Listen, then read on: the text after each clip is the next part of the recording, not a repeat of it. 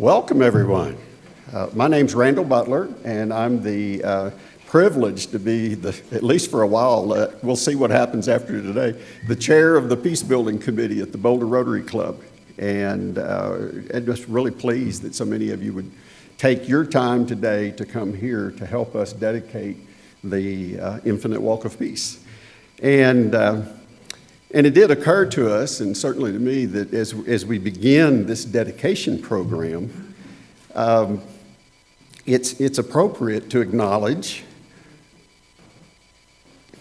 how should we put this, that the Infinite Walk of Peace, which is out there, and you're going to see a lot more of, is, like the rest of our city, is on the ancestral homelands and unceded territory.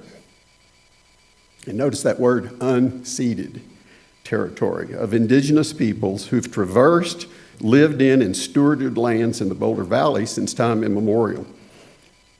We recognize that we who now live and work on these ancestral lands have a responsibility to acknowledge and address the past. With our city government, we refute past justifications for the colonization of indigenous lands and acknowledge a legacy of oppression that has caused intergenerational trauma.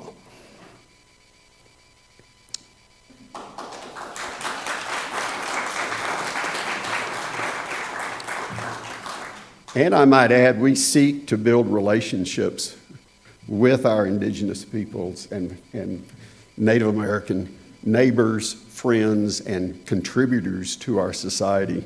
And that we build those relationships now based on truth, respect, justice, and our shared humanity.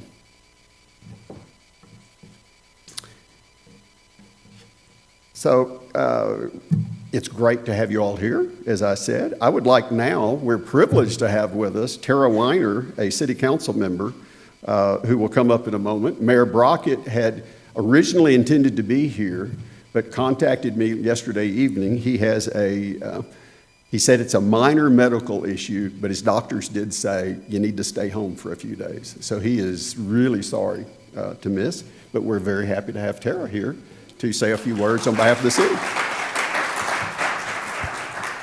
Well, this worked out because I was going to be here anyway, because I'm very involved with the sister cities. Peter Ornstein and I are co-founders of the Boulder Ramat HaNegev sister city. But right, and so I believe in sister cities. And I'm very excited to be here today. Today I represent Boulder City Council, however, and we're thrilled. Thank you, Rotary Club, for all that you've done. We're thrilled about this Infinite Walk of Peace. Peace is my thing. Peace, working together, finding common solutions. This is what it's about. And so thank you for having us. Thank you for doing this. And I'm really excited to see what you have in store.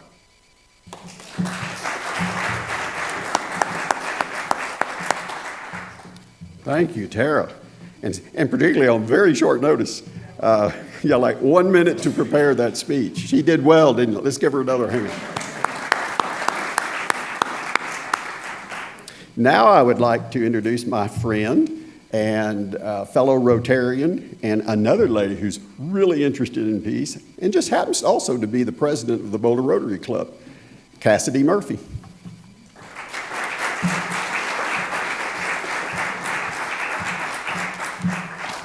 Thanks, Gary.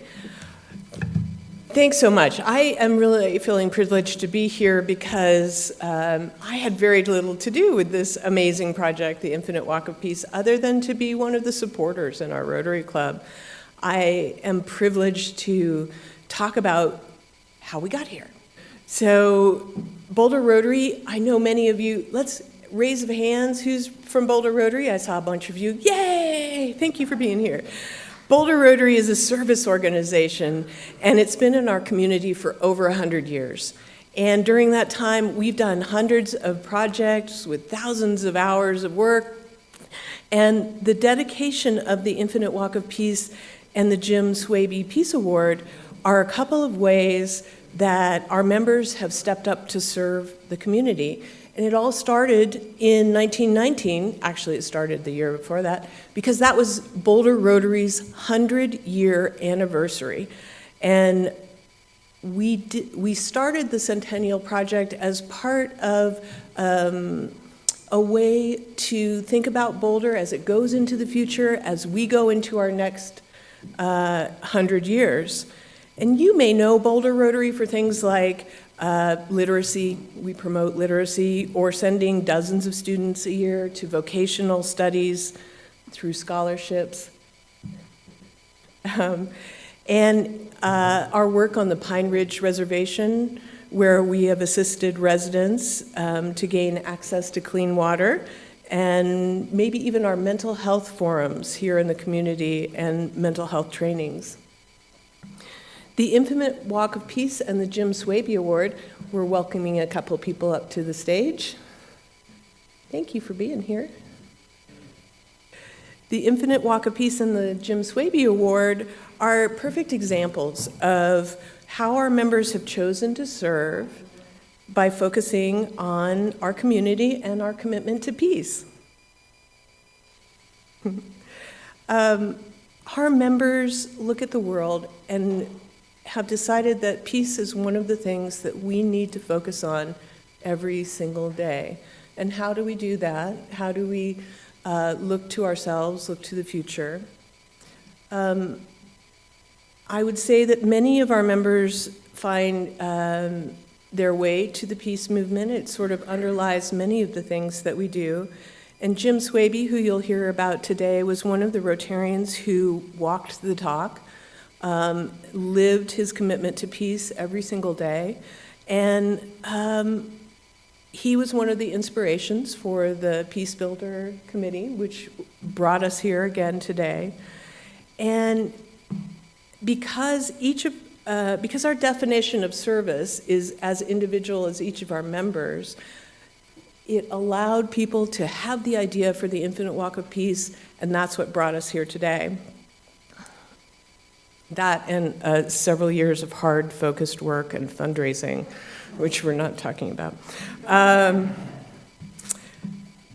I just want to say, I am very pleased to see, I took the walk yesterday and last week, and the City of Boulder has done such an excellent job integrating it into this park, into this area, and it's such a great opportunity to allow people to sit and observe, to contemplate, to play, to feel like they are outside, but also to learn and to walk. So if the weather allows, I would invite all of you to take a very short walk, if you can, around the Infinite Walk of Peace. It's lovely. There are a bunch of Rotarians here today. We'll be happy to answer questions if you have any.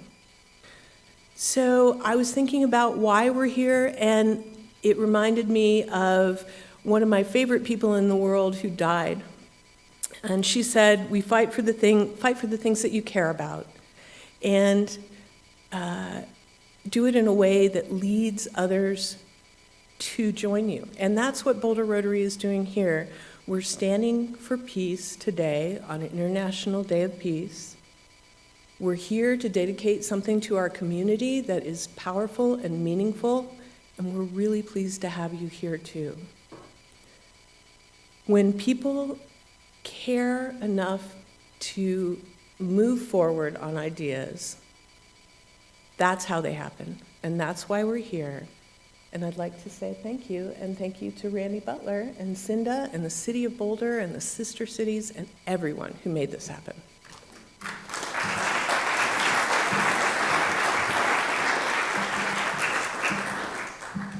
Well, thank you, Cassidy. I would like now to introduce another good friend and a member of the Boulder Rotary Club, and probably have been a member a long time, Mr. Sam Pottinger. And he is going to announce the winners of the 2022 Jim Swaby Peace Award and make some other introductions, I suspect.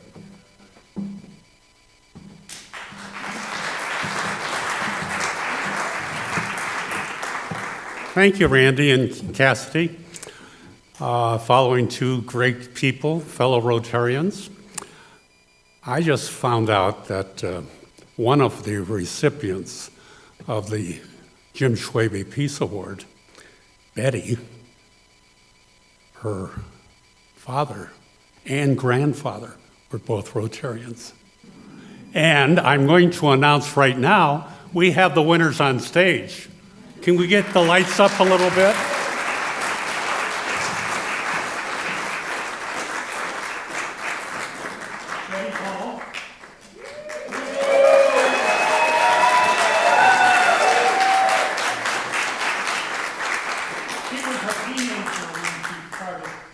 Working with this young man right here, Leroy Moore.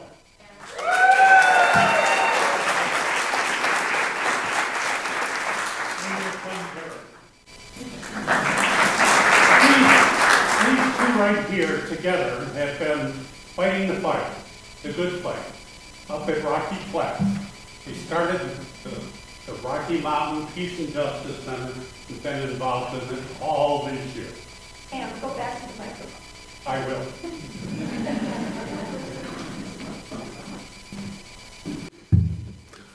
Cinda here is the maestro.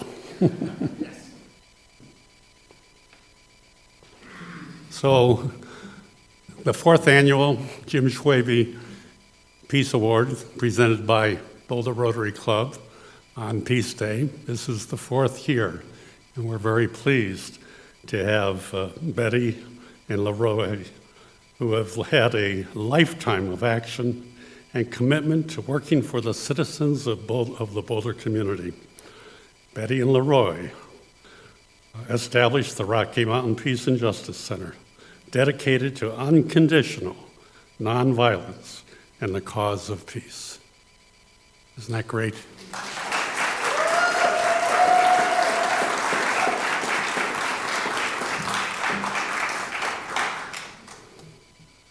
I joined Rotary about 30 years ago, and one of the first people I met was to become a friend, a close friend, Jim Schwaby.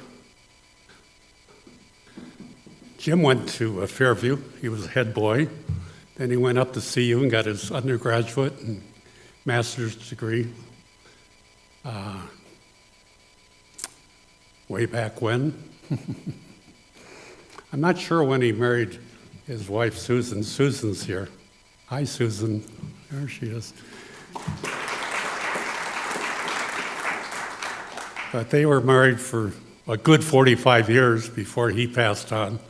He's probably leading some committee up in heaven right now because he was really involved in the community. Right out of high school or college, he went to work in Denver for United Bank, became vice president of human resources and facilities. You know that Keystone Bank that you see, the big building there? He was responsible for that in part.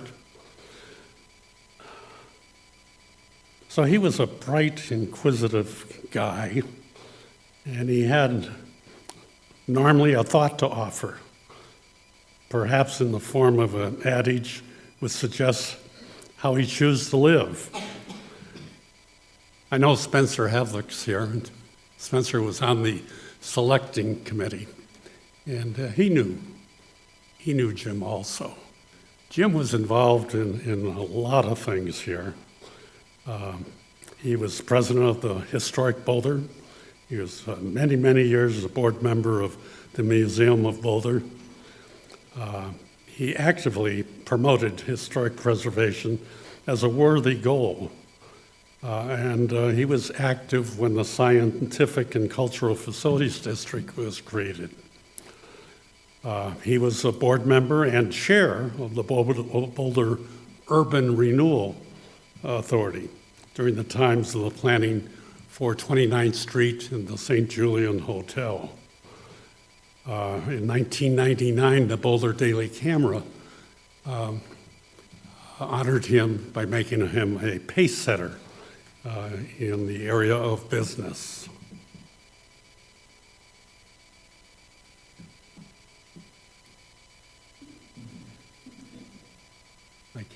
I can't read Randy's writing. I'll always agree with you. Oh, good, Good.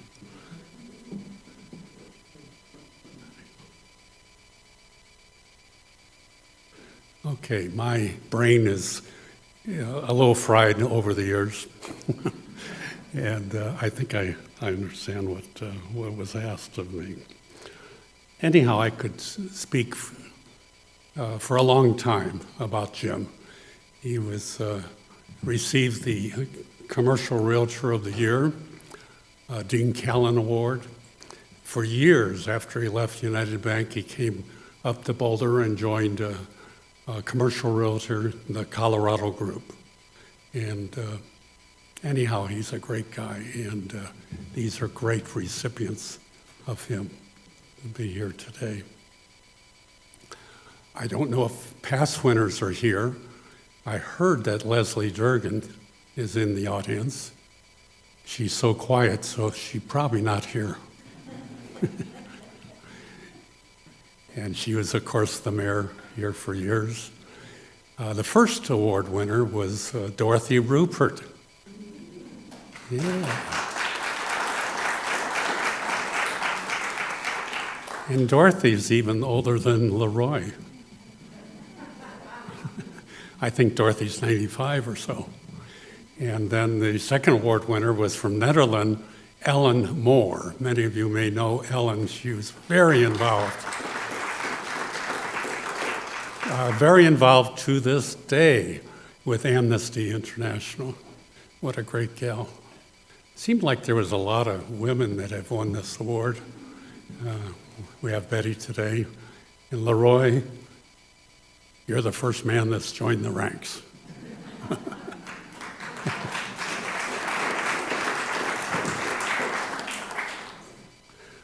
Leroy is a former University of Denver professor, and he's made it his lifelong goal to educate us on the dangers of nuclear weapons. He was involved in the nonviolent demonstration at Rocky Flats nuclear weapon plants back in 1979.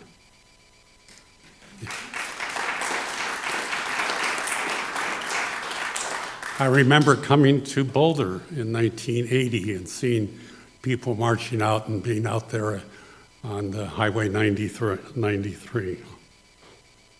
He's been an inspirational advocate for active, nonviolent social change strategies. And his most recent publication back in 2019, just 3 years ago, entitled Plutonium and People Don't Mix, discusses how war and public health risks go hand in hand. So he has provided inspired leadership at the Rocky Mountain Peace and Justice Center, which was founded in 1984.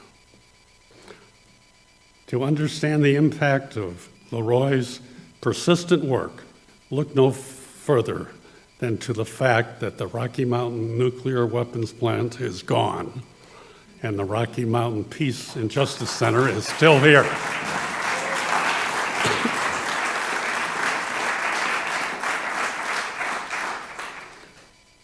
Now, Betty is quite the gal. She's been the backbone of the Rocky Mountain Peace and Justice Center and chairs the nonviolence educational training series offered by Rocky Mountain Peace and Justice Center.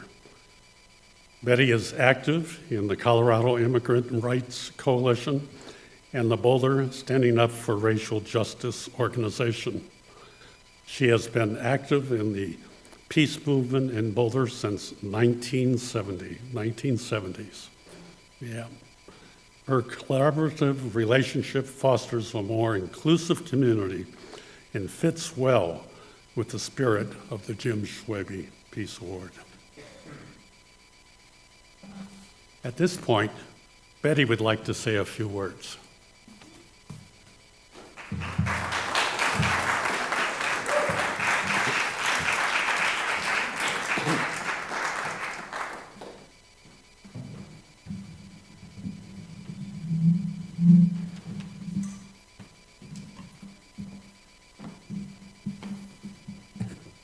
Thank you.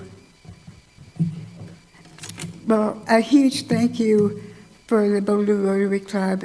What an honor. I am really humbled to be here today with Leroy to receive this award. Thank you very much. I've been honored for all these years that I have worked with the Rocky Mountain Peace and Justice Center and been able to work with Leroy. What a great honor that's been for me to be in the company of such great people.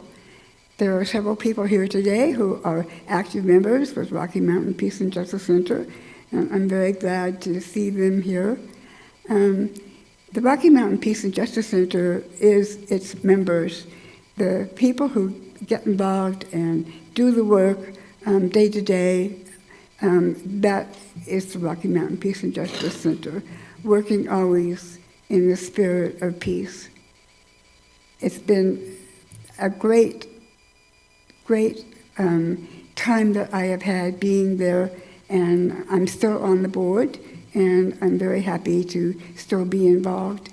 And as they pointed out, my father and grandfather were both Rotarians, so I feel like they're probably proud of me today. So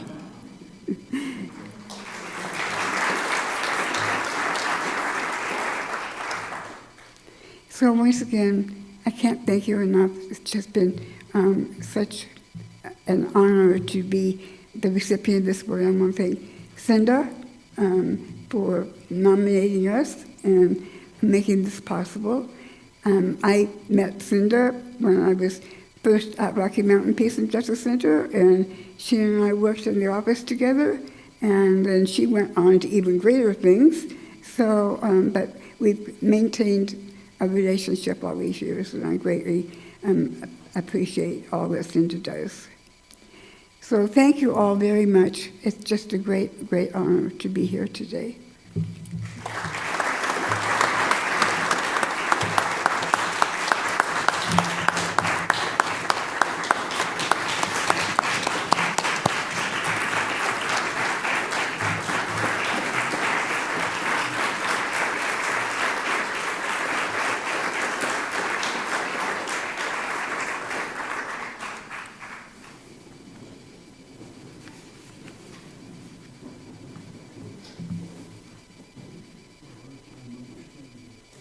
I should say in closing that Rotary's overarching mission is peace, friendship, and world understanding.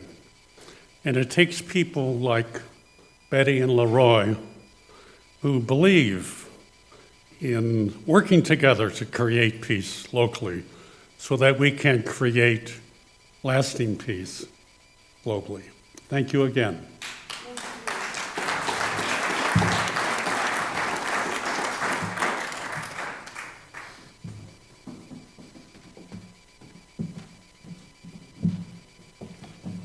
Thank you, Sam, and thank you, Betty, and thank you, Leroy, for your work, and thank you for those wonderful remarks.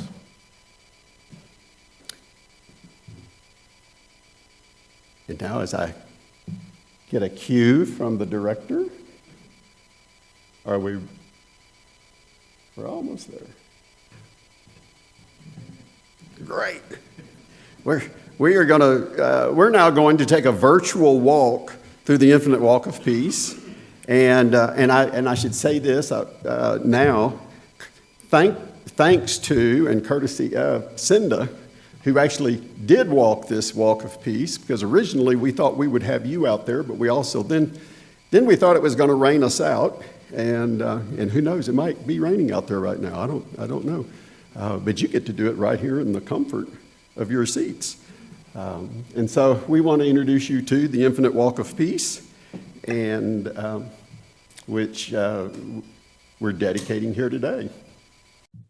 So while we're working through whatever technical difficulty we might be having, I might say a word about the Infinite Walk of Peace and why that name. It actually came about because at some point we looked down at a map, and Sam looked up and said, you know, if you use your imagination, looking down on this map, it does sort of look like the walk is the shape of an infinity sign. And my immediate response was, the reality is it's also a very appropriate name because the work of peace building is never done. In fact, I happen to believe that the second law of thermodynamics applies to all systems, including these systems, living self-organizing systems that we call anything from civilization down to a local village. And the day you think you've achieved peace, you've begun to lose it. So we're going to start at this amphitheater, which is part of the International Peace Garden. And I'm going to say a few more words about the Peace Garden in a moment, but this is the beginning point. And therefore, we put a sign there that invites you to take the walk, that gives you a map, and also gives you some options for getting additional information that we're going to hear a little more about in a few moments. One of the things that we thought it would be fun to show you, and I don't know how many of you can see because this was put in over 30 years ago, so there's been a bit of wear and tear. But one of the things that spoke to us about this is basically a globe of the world, of course, in 2 dimensions, that's been etched into this surface. And of course, we think that's pretty special because it reminds us that we could be a global and ought to be a global community. From there, it's only a very short walk to the first of our peace poles. And as you can see on that peace pole, we have Yamagata, Japan, and Ramat HaNegev. And Peter, you'll have to tell me if I got the pronunciation of that right. But Peter, why don't you come on up and talk to us a bit about that sister city, HaNegev, and our sister city relationship.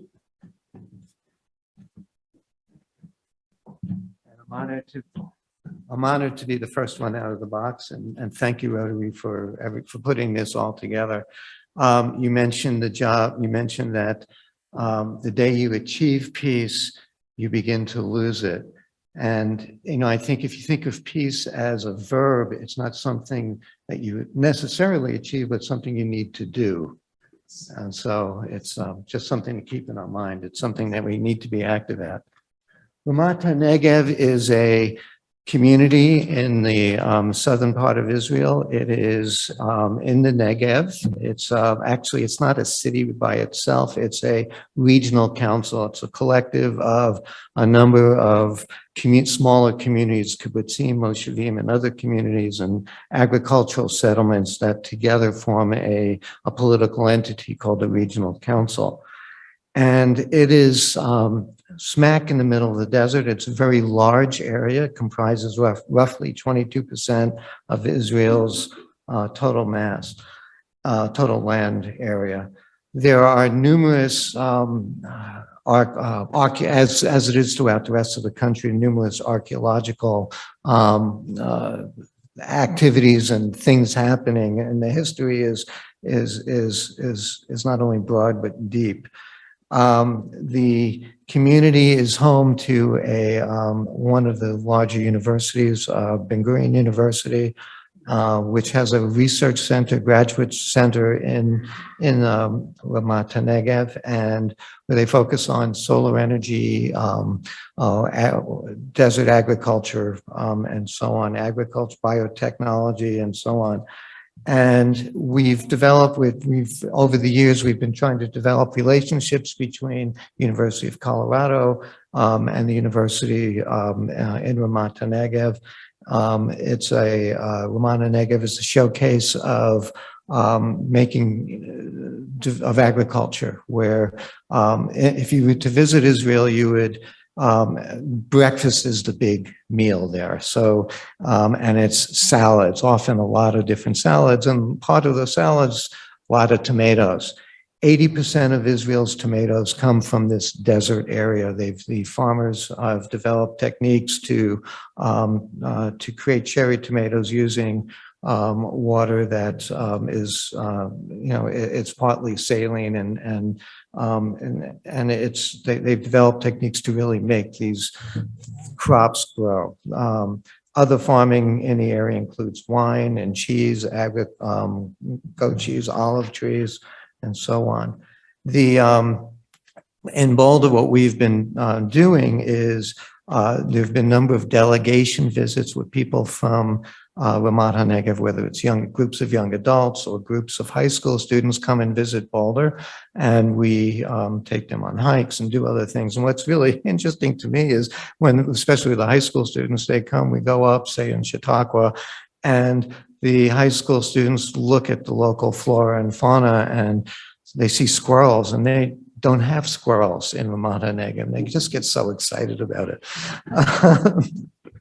It's cute. It's great. We've been trying to promote, as COVID starts to lift, we hope to get more active, but we've, in the past, what we've done is connected the search and rescue operations here in the Boulder along the Front Range to the search and rescue operations in Ramat HaNegev. We've also would like to develop intensive. There's a kibbutz in Israel in the Ramat HaNegev where Hebrew is.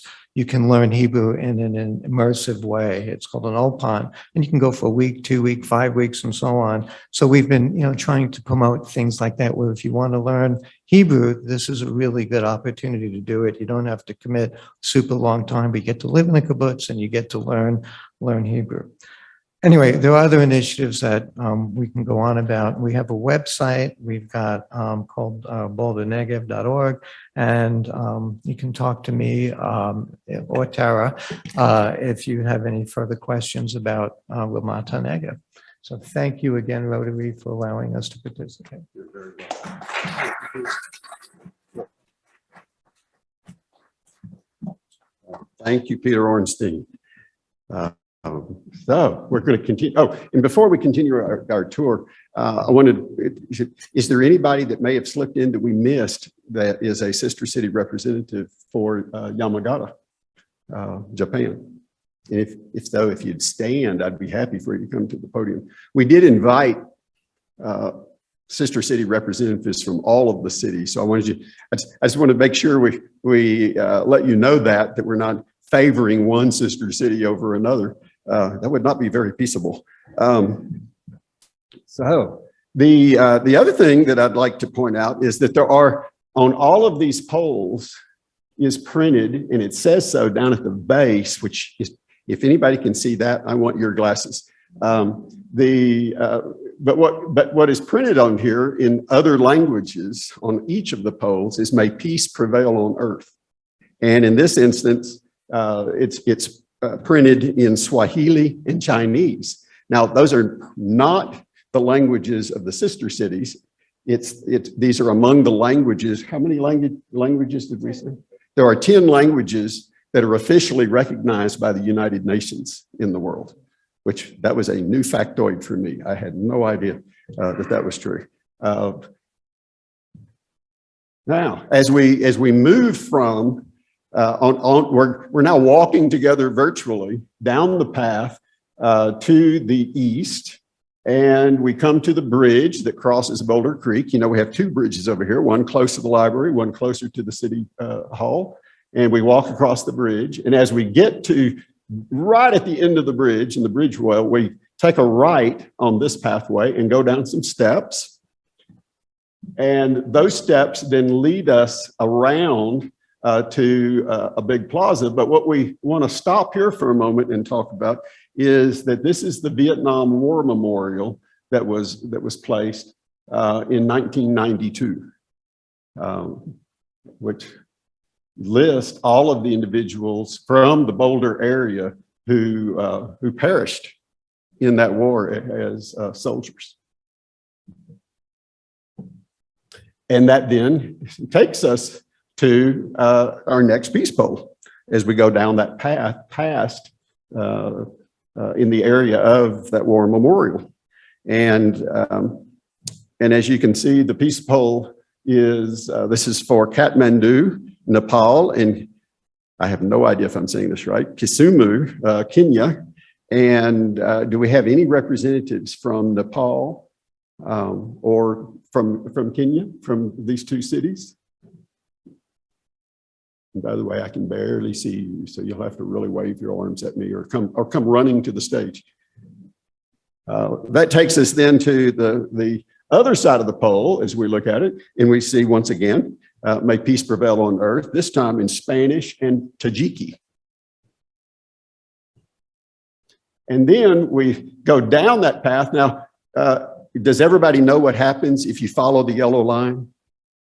Yeah, you end up on the other side of Broadway. So don't do that if you want to do the Walk of Peace, okay? Unless you want to go over to the tea house. That's a pretty cool thing to do. But turn left, and I'm not sure how you got her to do that for you. Please go left, ma'am. And that takes us to some cherry trees that have been planted. And I'd like to call Merrill Glustrom to the podium, who will explain to us why those cherry trees are where they are as part of the Infinite Walk of Peace.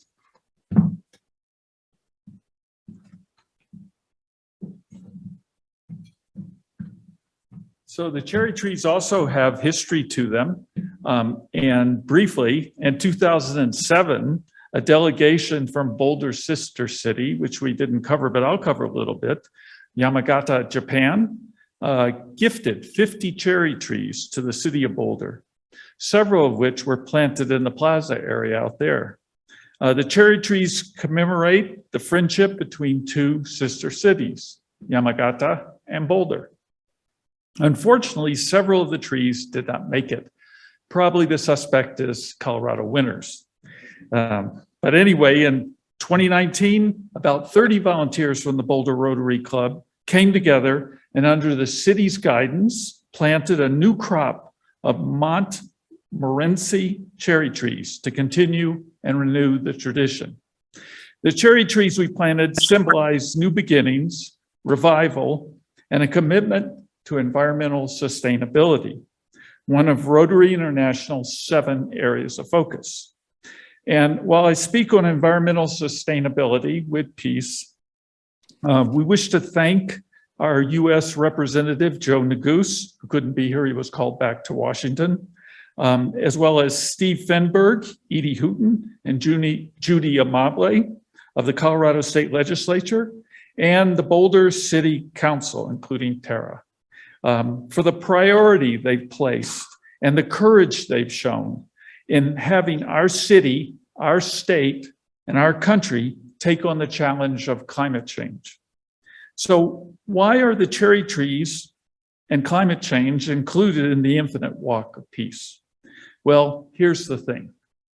Without environmental sustainability, you don't have peace. And without peace, you don't have environmental sustainability. It's that clear and that urgent. And so if you can take the Infinite Walk for Peace, pause a moment to view the cherry trees on the east side of the city building. And contemplate the infinite solitude of nature. Thank you.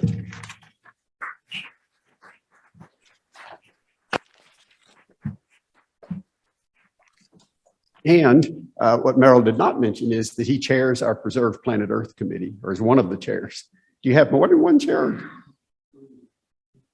Merrill, are you the chair, or is there also a co-chair? And Jim Radowski. I have a feeling if we sat down and talked to Sam, we'd find out that he had maybe started quite a few committees at the Boulder Rotary Club. That's awesome, Sam. Okay, so then as we walk further past the cherry trees, just literally almost next door to the cherry trees, you might say, in this little neighborhood on our Infinite Walk of Peace, we come to the Boulder Sister City Plaza. And I would like to invite Jancy Campbell to come to the podium to talk about the Sister City organization and the Plaza. Thank you, Jancy. As you've discovered, Boulder has 10 sister cities, and we're very proud of them. And as a little bit of background, Okay. I'll start again by saying, as you probably have discovered, Boulder has 10 sister cities, and each one of these sister cities is its own nonprofit. We are very proud of our sister cities. The Plaza was created to honor them, and we still, for our two new sister cities, we still need to have two more mosaics added. But if you go to I don't know how many people have never been to the Plaza or know that we have a sister city Plaza, but it's quite beautiful, and each one symbolizes various aspects of those cities. And also you will see that, again, the name of the sister city as we have it here in Boulder, and also as it appears in those various countries. As a little bit of background, it was Dwight Eisenhower in 1956 that founded Sister Cities. And he founded them because he firmly believed that the best way to have peace was to get people talking to people and communities talking to communities, not necessarily countries talking to each other. But he established this and it's flourished. And again, I will say, we are so proud of the sister cities we have. And it's on the east side of the municipal building. If you haven't been there, take the time to go by. Thanks.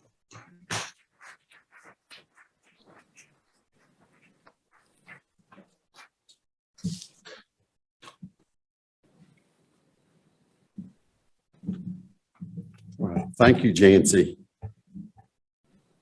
And we don't take too many steps and we see a bench. And that bench actually says on it what Merrill was telling us about, and that is that this bench was also given to us by Yamagata, Japan, one of our sister cities.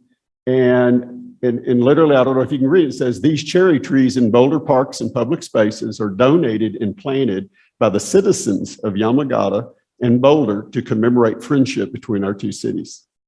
And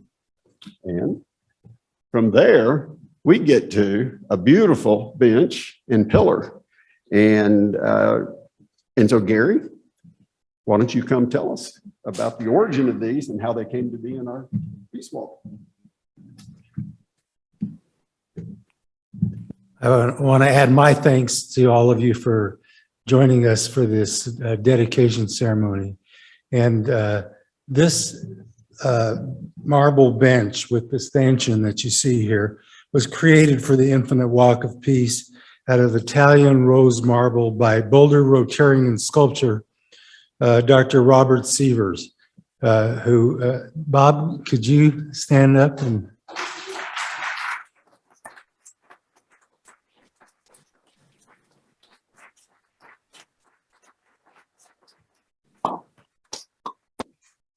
and he was assisted by Robin Warren.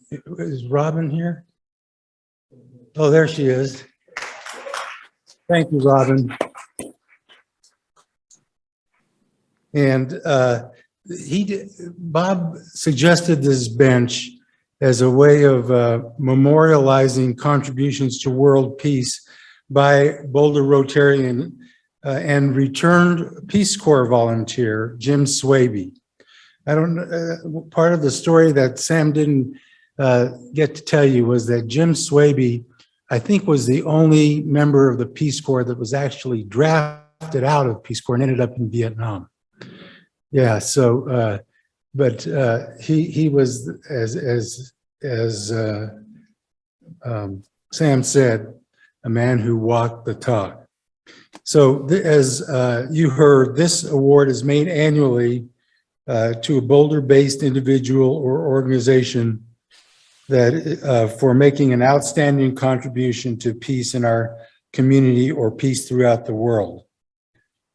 This is the content of the plaque that will be etched in stainless steel or aluminum or something like that and be mounted between the stanchion and the bench, assuming we get go ahead from the city on that. That's the plan.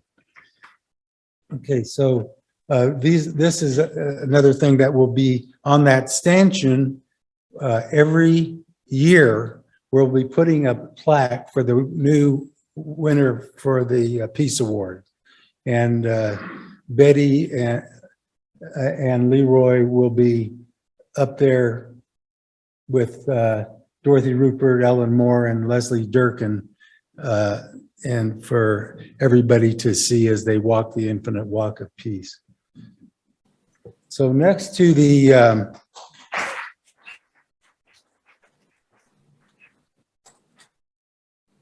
just adjacent to that, and you can contemplate this from the bench, which was one of Bob's original thoughts, was a kinetic sculpture, which has been originally had the name Pilot and Navigator, but the artist graciously agreed to let us rename it, and it's been renamed A Search for Peace. Now, this kinetic sculpture was created by artist Charles Stewart. Chuck, are you here? Can you stand up?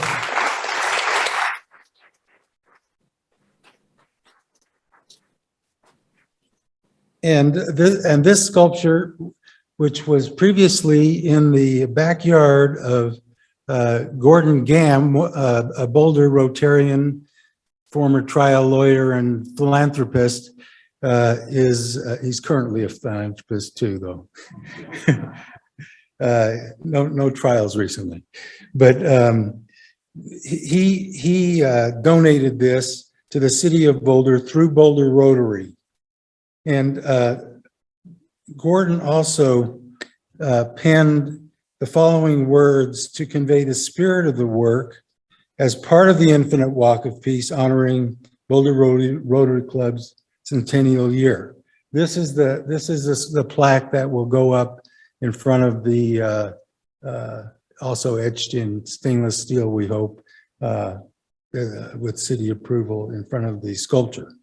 And I'd like to invite Gordon up to the stage right now to give us these words that he penned to go with the sculpture.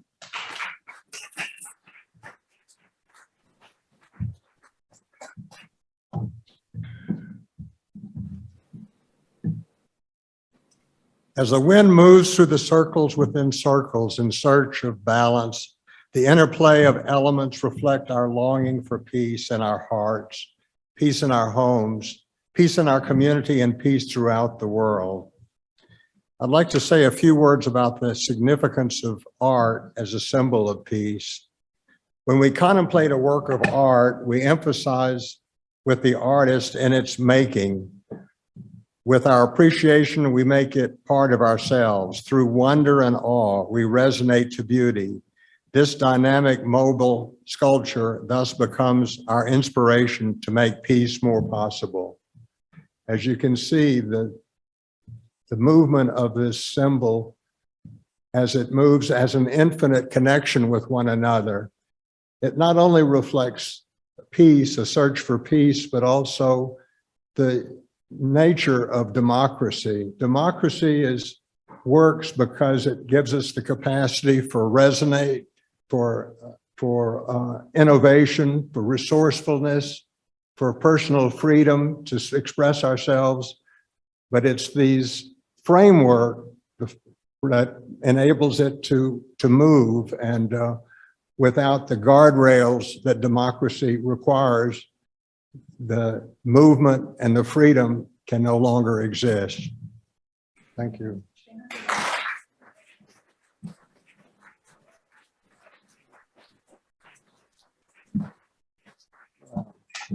Well put. Thank you, Gordon.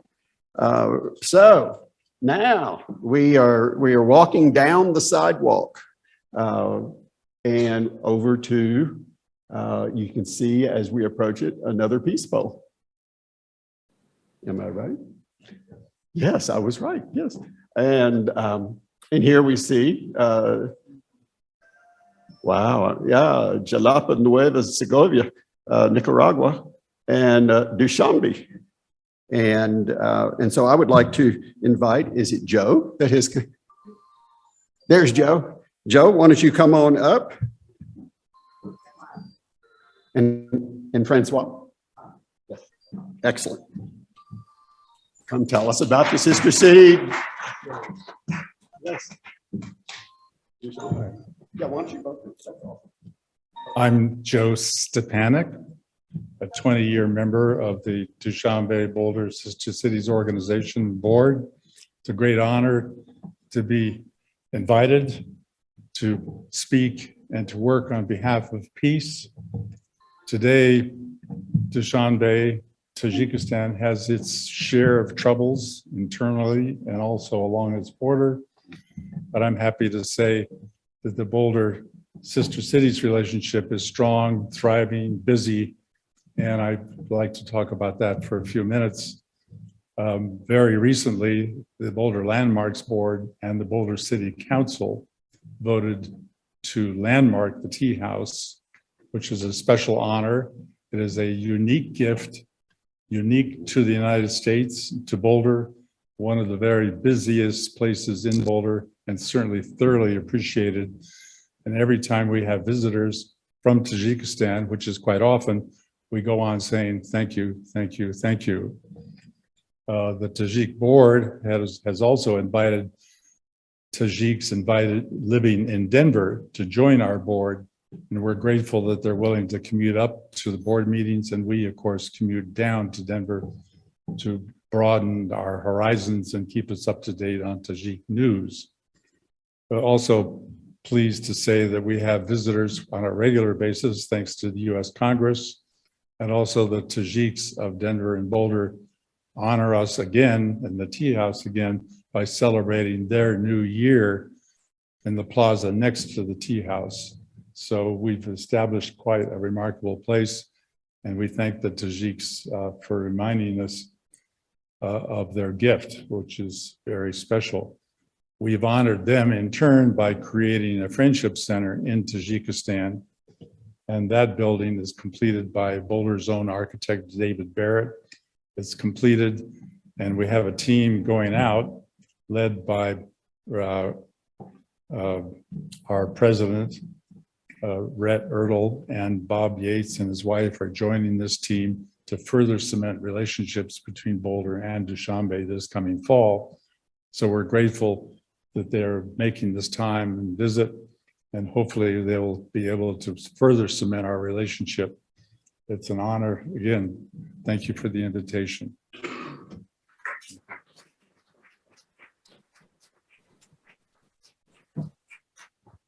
Hello, my name is Françoise Poinsett, and I'm standing in for my daughter, Tasha Poinsett. We are both longtime board members of Boulder Jalapa Friendship City projects.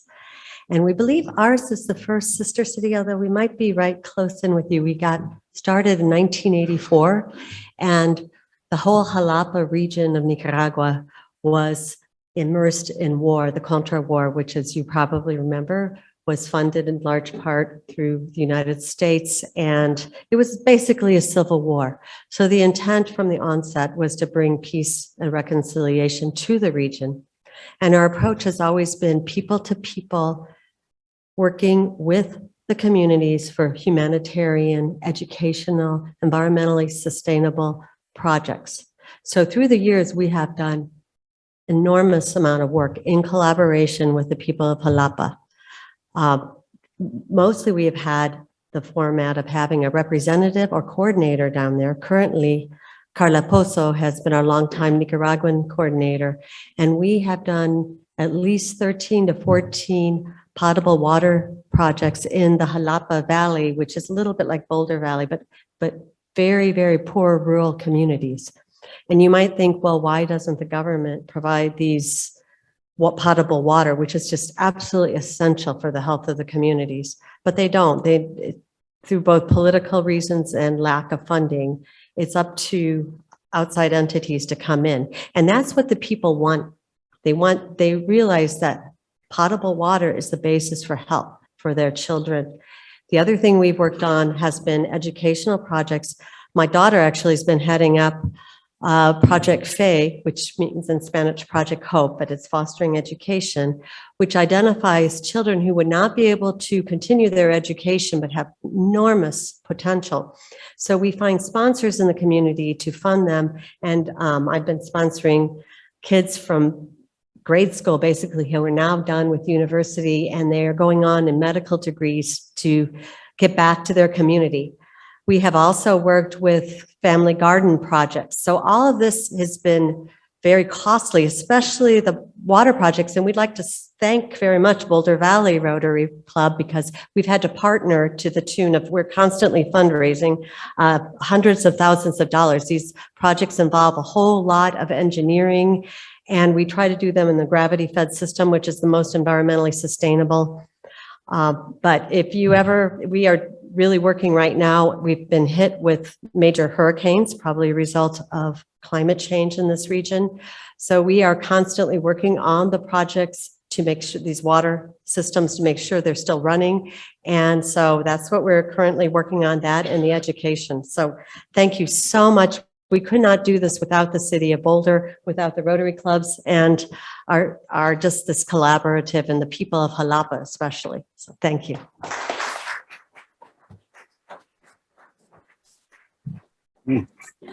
Thank you, Francois.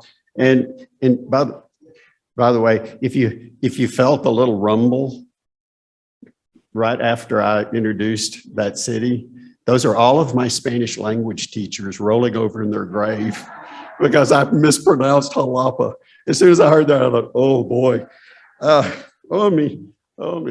So that takes us then to the languages on the peace poll, one of which is in English, may peace prevail on earth, and the other is in Arabic. And now we're going to walk back to the bridge, and we're going to take a right. How did you get that guy to stand there? And we're going to take a right down that path, and that's going to take us to the amphitheater that we were looking at from the opposite side of the creek at the very beginning. And this is also part of our Peace Garden that has been around a good long time. As you can see, it was dedicated in 1990, and it was designed, and I love this, by CU environmental design students Joseph Vigil IV and William Echterling. And the concept was to create a design for a small park dedicated to the concept of peace, to be located on Boulder Creek between the Boulder Public Library and the Boulder Municipal Building.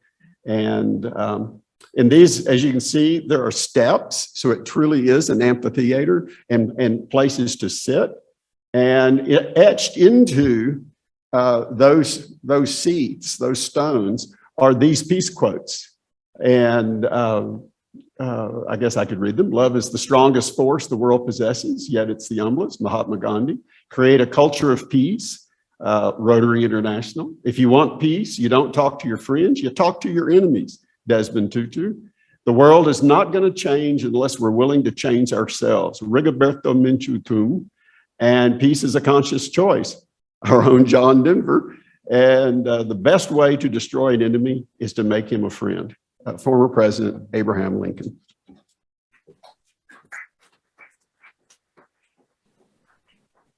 And as you can see, right next to that amphitheater is another peace pole.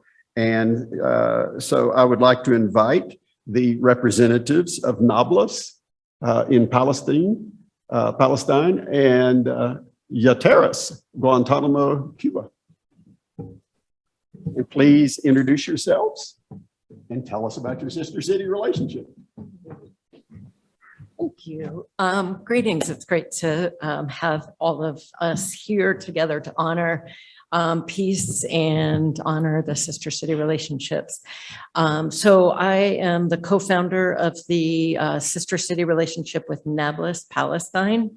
And I know there's a couple other board members present, Julia and Brenda. If you guys want to come up, it would be great to have you join. And if there's anybody else, I just haven't seen everybody because it's dark. But So Nablus is a really special community in Palestine. It's one of the longest continually inhabited cities on the planet. Some people will say 6,000 years of continual inhabitants or 8,000, but either way, it's a very unique place with layers upon layers upon layers of history. And in terms of, the sorts of activities, we've been going since 2011, and we've done all sorts of different kinds of projects to bring Palestinians here and Americans to Palestine. In fact, I'm heading out in less than 2 weeks to bring another delegation from Boulder to visit Palestine. And in addition, we've put on, actually Julia did the heaviest lifting of all. We put on a cultural festival, Palestinian cultural festival, partnering with the Museum of Boulder in May, and another cultural festival is underway, and we're co-sponsoring it with 17 other organizations in the Front Range. And so I brought flyers, and yeah, so I have to go to another meeting, but please see Julia to get more information. Don't look at the back. I'm saving paper by printing on already used paper. But anyway, so that's October 8th. It'll be in Denver. It's going to be an incredible event with Palestinian culture, music, dancing, art, food, and festivities. It's going to be fabulous. And other projects we've done, we have helped to replace olive trees that have been destroyed in the Nablus region. Nablus olives are known to be some of the best in the entire world for their olive oil. And so we've helped to replace thousands of olive trees. And what else? We helped to provide an incubator for the neonatal unit at the hospital in Nablus. We've done yoga programs and teaching students and teachers yoga techniques to help deal with stress and trauma. We also had a pen pal program. Oh yeah, we had a pen pal program with students between the two cities, writing letters to each other, and various things like that. And I think that's the general overview. Thanks, everyone.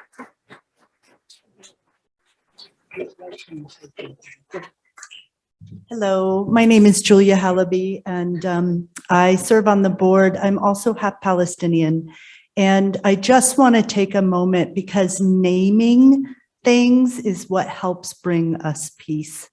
And I feel that it is important to name the fact that the Boulder Nablus Sister City project probably faced the greatest opposition to becoming a sister city. It was not a one and done. So I am so grateful to see my sisters and brothers who represent Israel acknowledge that peace is what they're about and what they love, because being together and acknowledging what each one of us carry is the best way forward. Thank you. Peace be with you.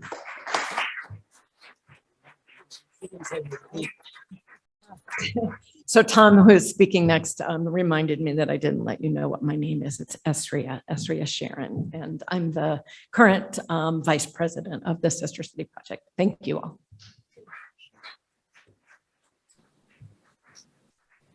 Hi, I'm Tom Kinsman. I'm a physician that recently retired. I was the medical director at the Student Health Center on campus and also a former Rotarian. So I thank the Rotary Club for this event, and I'm honored to be part of it. I'm the recent president of the Boulder Cuba Sister City, following in the footsteps of many people before me. And there was another person who is the vice president, but I don't think he came back, Mike Sandrock. He's a local writer. People have probably read some of his running articles. In fact, I mention him because that is one thing that we had regularly done. We hosted a run in Eastern Cuba where the sister city is. It's actually a municipality called Yateras, and it's a 250-ish square miles. That includes a Cuban national park that's a UNESCO, United Nations World Heritage Site that has some interesting animals that only live in that one little part of Cuba. And so if you don't have another reason to go to Cuba, that's another one. It's an incredible place. I've only been there twice. Some of my predecessors have been there 30 plus times. And I would be remiss if I didn't mention Spence Havlick and Kate Hennessy, who were the recent co-presidents. Kate has been there 30 plus times and has written many books about, or that included her travels to Cuba. But things became a little difficult, I'll admit, during the last administration. We last went in 2019, and then it became very difficult. And then there was this virus. I've heard something about a virus. But, you know, I think it's time to travel again. I've been drumming up interest. I have no less than 3 dance groups that want to go to Cuba. There's some biking groups that have already gone, and I've been talking to Weavers Dive and Travel, and they've gone to Cuba in the past and they'd like to go again. There's a whole, the interesting thing is when you talk about Cuba, I've never come across somebody who doesn't want to go or who isn't intrigued with the thought of going there. So I would also invite anybody else that wants to go to Cuba, see me afterwards. And we've also, in addition to going there with dozens of trips, we've brought people here, but that also became difficult during the last administration. So we hope to do that again. And thanks for listening for a moment.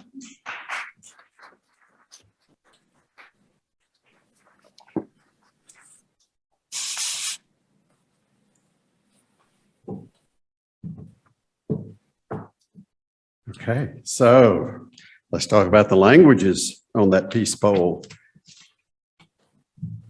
Japanese and Hindi. And once again, what does it say if we translate? Well done. So we also in that amphitheater area is this rock that commemorates the century of service of Boulder Rotary, and is there again because we wanted this to be a gift to the city. And then we take we keep going now past toward the west, toward the library, on a path from the amphitheater, and that takes us to another peace bowl. And I'll try not to butcher this one. I don't see an accent. Is it Monte? Oh, where did it go? Oh, we're going to do the languages first. Okay. And the languages are Hebrew and Nepali. And then back to the poll, Ciudad Monte in Tamaulipas, Mexico, and Lhasa, Tibet. And do we have, will the representatives of those cities, please, who are present, please come to the podium. Do we? Oh. I'm sorry? Okay, let's do that. Thank you. Thanks for volunteering. Well, I had the privilege of being on the Monte Sister City Committee. And unfortunately, one of the big things that the committee did is for 20 years from until 2010, the Sister City had a very robust relationship with once a year up to 100 healthcare personnel going down to Monte to operate a clinic for 1 to 2 weeks. And they did everything from surgeries to speech therapy. One of our members in Pam Hink, is she here? Pam, are you here? Did a lot of work down there with kids delivering speech therapy services. And then the other thing was there was a teacher exchange where the teachers from Monte came up here every year, and then, or every other year, and a number of our teachers from Boulder Valley Public Schools went down there. And that was a very fruitful exchange too.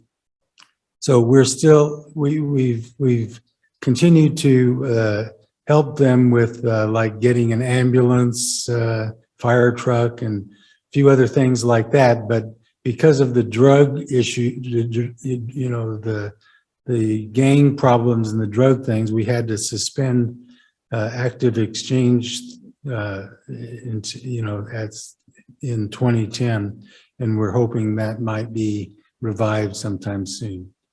So, thank you for.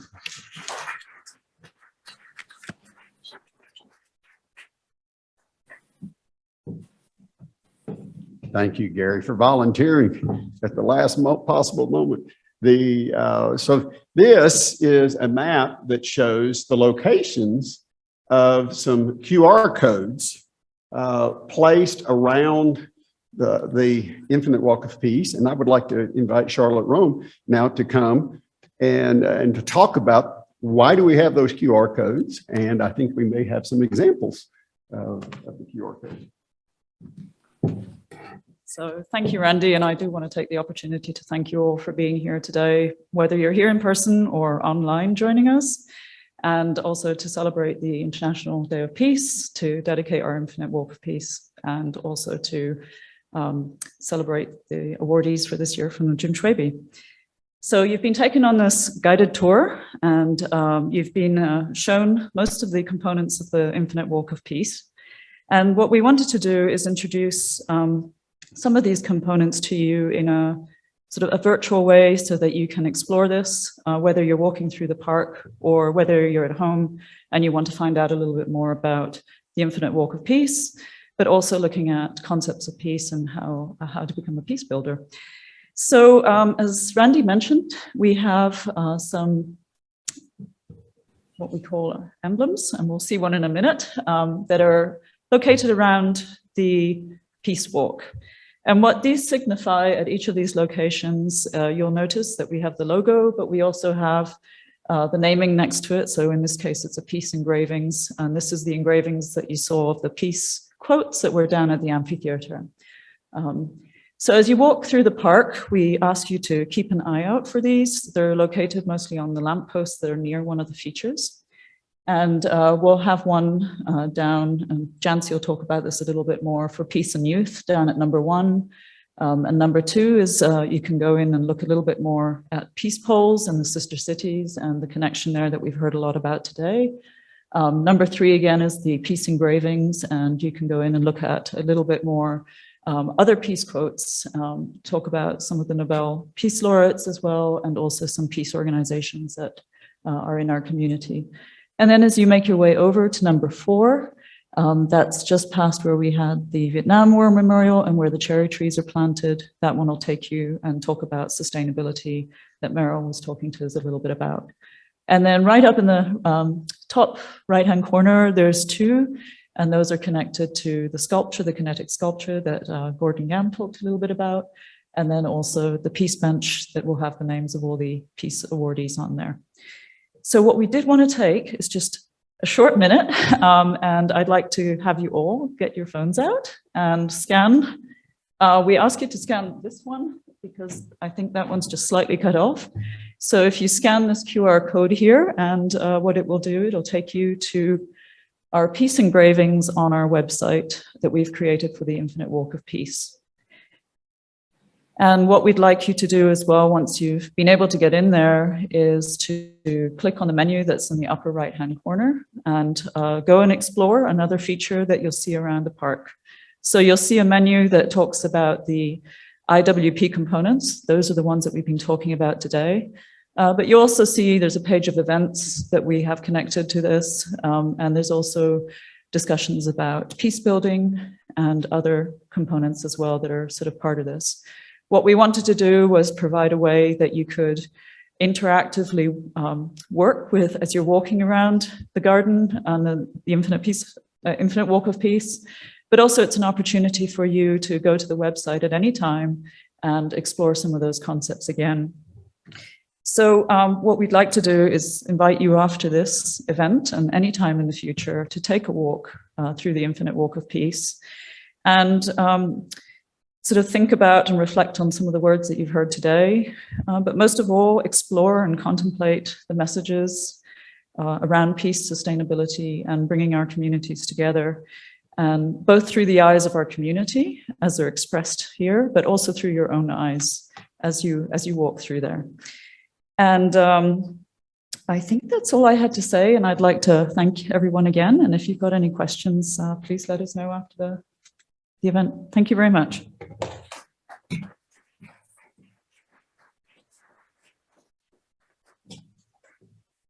Okay. And we then cross the bridge closest to the library, going back to, I guess that would be south. And that takes us, and if we, let's go back to that last slide, because off in the distance, you're going to see, maybe you can see what we're about to show you in a subsequent slide. And so I'm sorry. And then okay, and there it is, thank you. And this is a water fountain that is also part of the Centennial Project. And I believe it was PPE committee, again, that was responsible for placing these water fountains in the park. And one of the things, how many dog lovers do we have in the room? You know, one of the cool things is if we back up one slide, is if you can see just behind this pole, there's one for the dogs as well, which I thought, no place but Boulder. Would people actually think of doing that when you're out walking your dog? I just think that's awesome. And so this is represents the end of our tour of the Infinite Walk of Peace. But now I'd like to invite Jancy to come back to the podium because she's going to tell you about one more aspect of this Centennial Project with its emphasis on peace. Well, to end our meeting, I wanted to talk to you a little bit about this book, which you may have seen outside on the table. The title of this is Peace. Fourth graders talk about peace. And I'm going to read just a few words that sort of gives you the essence of what was going through our minds when this Walk of Peace was created. Celebrating its 100th anniversary, the Boulder Rotary Club developed a special area of mindfulness in the community, a space that would generate thoughts about peace in our everyday lives and peace in the world.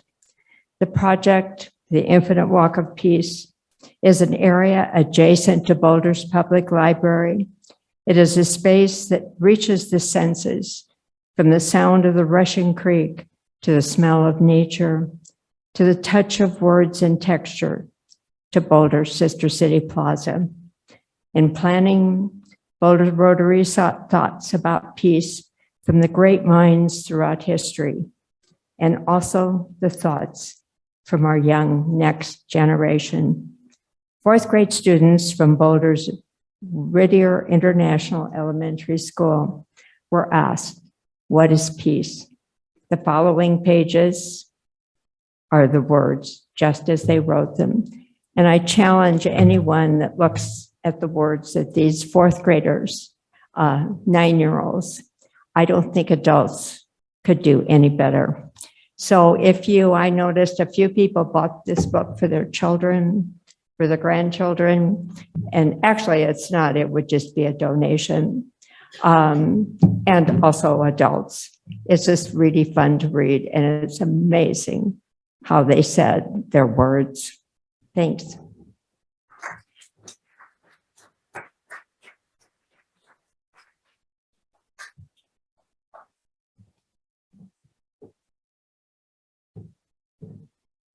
Wow. Thank you, Jancy. Well, here is our last, I said that was the end of the walk, and I misspoke because I was reminded, actually it's not, because we started this walk at that other Peace Garden on the opposite side of Boulder Creek, on the south side of Boulder Creek from the amphitheater. And this is the path. If you turn left at that water fountain and follow this path, it takes you back to that starting point. And then if you really want to demonstrate once again, it's the infinite walk, you could do it again and just keep going. I've got some people I want to thank, and I'm probably going to leave out some folks, but I want to start by thanking Cinda. Because not only did Cinda create this slideshow that made it possible for us to have the virtual tour, but she's actually the one who took on the task of organizing this event.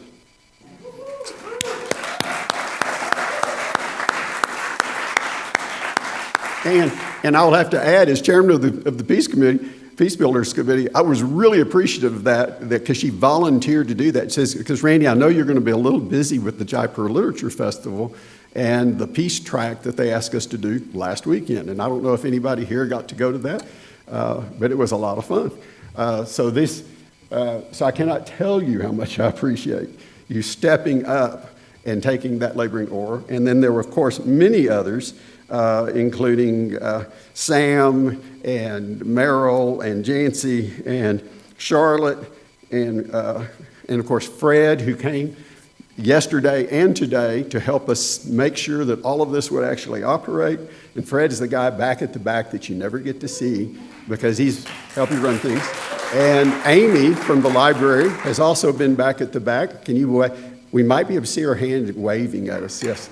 Operating the lights and other features of this room. We want to thank the library for making this available to us on very short notice. By the way, we made that decision 2 days ago when the forecast was for 80% rain about now, and then it just miraculously changed. I don't know what happened, but I kind of heard that maybe you'd be a little more comfortable here than out there, so I hope that's true. So thank you all for coming. And have I forgotten anyone that I should be saying thank you to? I hope I've caught them all. And everyone who came. Because you know what? We wouldn't have had any fun doing this if you had not come. I don't know how to do that. But thank you. So, Shawnee, is it raining out there? That was a very definitive shake of the head. So if you have time, we would invite you. You can actually go do it for real, What's the opposite of virtual, Merrill? Real. Okay. Cool. So again, thank you all. May peace prevail on earth and peace be with you. Thank you so much.